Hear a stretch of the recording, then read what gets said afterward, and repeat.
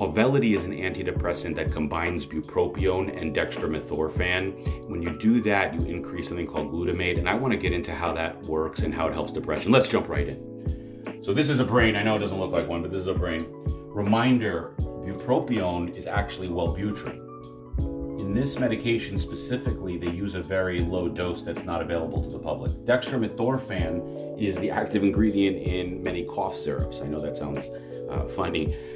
They studied it in this medication. Now, this is where things get really interesting scientifically and pharmacokinetically. Dextromethorphan, when it could enter the brain, this is a brain, when it can enter the brain, it can connect to receptors, but very specific receptors called NMDA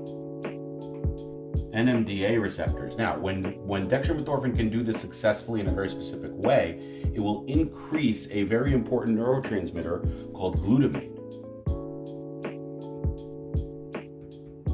Glutamate, turns out, is the most abundant neurotransmitter in the body by far, yet not talked about very often. When it increases, it seems to suggest that depression improves. According to some clinical trials, there seems to be a correlation between increasing glutamate and having improvement in mood symptoms. So this is an important medication. Now, you may think, okay, why not just give dextromethorphan then? Why are you combining it with the Wellbutrin?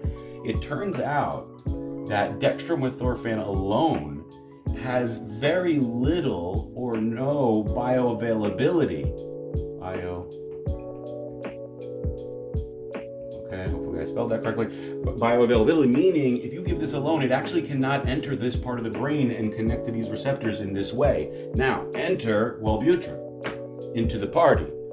Wellbutrin, it turns out, is an inhibitor of an enzyme in the liver called 2D6.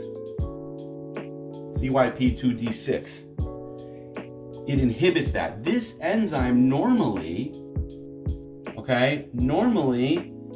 breaks down this medicine, preventing it from crossing the blood-brain barrier. But if Wellbutrin is in the mix inhibiting this, you then make the dextromethorphan more bioavailable. And by doing that, it can then connect to the NMDA receptors, therefore increasing glutamate, and reports are that this helps with depression significantly.